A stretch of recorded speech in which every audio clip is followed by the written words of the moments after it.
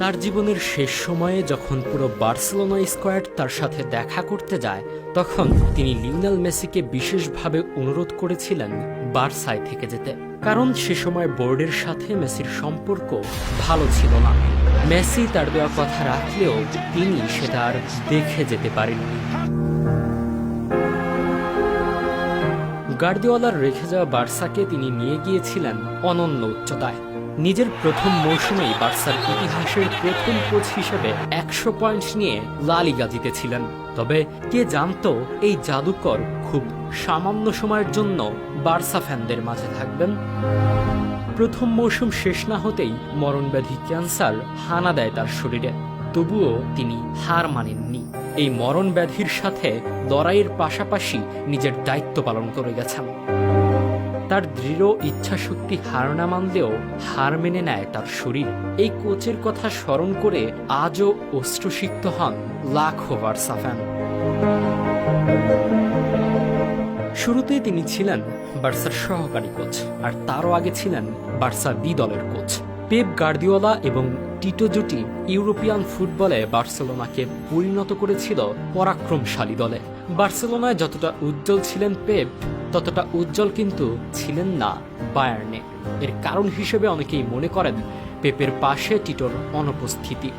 Pep Guardiola বায়ার্নের দায়িত্ব নেওয়ার পর বার্সেলোনার হেড কোচ হিসেবে নিয়োগ দেওয়া হয় টিটো ভিলানোভাকেই।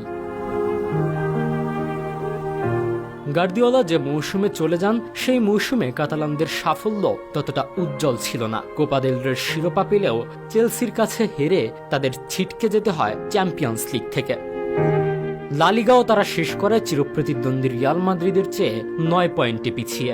এমন একটা কঠিন সময়ে দায়িত্ব নেন টিটো ভিলানোভা।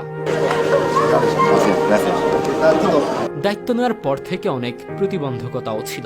ওই মৌসুমের দল বদলেও খুব একটা খরচ করতে পারেনি বার্সেলোনা। সবচাইতে বড় প্রতিবন্ধকতা ছিল কিন্তু তার ক্যান্সার। টিটো যেভাবে দলকে সাজিয়ে রণকৌশল ঠিক করতে চেয়েছিলেন, সেখানে বারবার বাধা হয়ে দাঁড়াচ্ছিল এই মরণ ব্যাধি।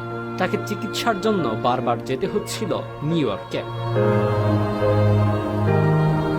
টিটো 2013-14 সিজনকে ঘিরে নিজের পরিকল্পনা সাজাতে থাকেন। সেই অনুযায়ী কাজও শুরু করে দিয়েছিলেন, কিন্তু ক্যান্সার তার পিছু ছাড়েনি। 19 জুলাই আরেকবার চিকিৎসকের শরণাপন্ন হওয়ার আগে টিটো ভিলানোভা কোচের দায়িত্ব থেকে পদত্যাগ করেন।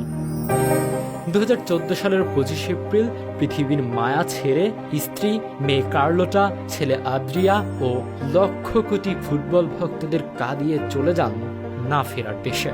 তাকে উষ্ট্রসিক্ত চোখে চিরবিদায় জানায় মেসি, জাবি, ইনিয়েস্তা, পোলরা। টিটো ভিলানোভার সম্মানেই 2015 সালে বার্সার ট্রেনিং গ্রাউন্ডের নামকরণ করা হয় ক্যাম্প টিটো ভিলানোভা। যেখানে বিশ্বের সফল কোচরা মৌসুমের পর মৌসুম পার করে দিয়েছেন নিজেদের গলায় সাফল্যের মালা ঝোলাতে, সেখানে মাত্র একটি অপূর্ণ মৌসুমেই নিজেকে অন্য উচ্চতায় নিয়ে গেছেন টিটো ভিলানোভা।